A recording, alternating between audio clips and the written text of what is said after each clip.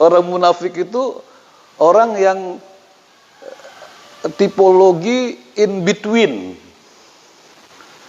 Yang kakinya yang satu mukmin, yang satu kafir. Itu munafik. Nah, di mana kita mendapatkan informasi itu? Kita mendapatkannya pada ayat 9 surah 2 Al-Baqarah, masuk pada kajian orang munafik, kemudian sebab munculnya kemunafikan, dan yang berikutnya akibat dari kemunafikan, penyebabnya, akibatnya, dan karakternya. Dibilang beriman, ucapannya ucapan beriman. Tapi kata Allah, wa ma hum bimu'minin. Padahal kalau ditelisiki perilaku orang ini, ternyata dia bukan orang yang beriman. Jadi lisannya menyatakan iman, tetapi hatinya itu yang susah untuk diketahui, hati ya. Tapi hatinya tidak beriman. Yukhadi'unallaha walladzina amanu. Ini motifnya. Orang-orang yang tidak konsisten ini bertujuan menipu tidak saja Allah, tapi juga orang-orang beriman lainnya.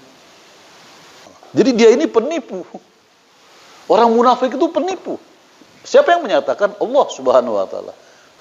Walaupun kemudian Allah menjelaskan, wa ma yakhda'una illa anfusahum. Sesungguhnya mereka tidak menipu siapa-siapa. Jadi pada hakikatnya dia itu tidak menipu siapa-siapa. Allah tidak ditipunya, orang beriman tidak ditipunya. Lalu siapa yang ditipu? Dirinya sendiri. Jadi dia menipu dirinya sendiri. Wa ma yash'urun. Tapi mereka tidak menyadari itu. Jadi orang munafik itu seperti orang yang hilang kesadaran. Orang yang logikanya itu hilang. Jadi dia tidak hidup secara logis. Jadi orang munafik itu orang yang illogical. Orang yang hidup dengan logika yang tidak sehat. Pada ayat 10 Allah menjelaskan penyebabnya adalah karena hatinya sakit. Kalau orang kafir, hatinya memang sudah terkunci.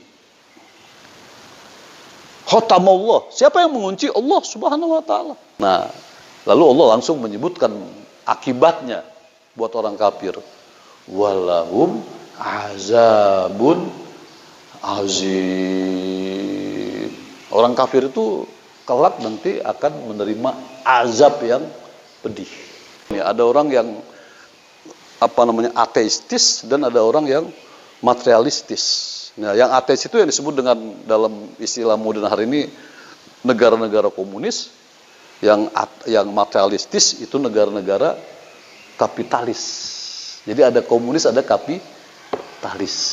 Nah, kita tidak berada dalam wilayah itu. Kita bukan ateistis, kita juga bukan materialistis. Gitu. Nanti kita akan ketemu ayat itu ya. Nah, berikutnya jamaah sekalian, apa dampak dari gaya hidup munafikin ini? Walahum azabun alimum bima kanu yakzibun. Dan untuk orang-orang munafik azabun alim, azab yang pedih. Lalu sambil Allah menyatakan, kenapa mereka mendapat azab yang pedih? Bima kanu yakzibun, karena kebohongan mereka itu tadi. Jadi kalau kita menemukan kerusakan di satu masyarakat, itu penyebabnya ada dua. Ini kelakuan orang kafir atau kelakuan orang munafik.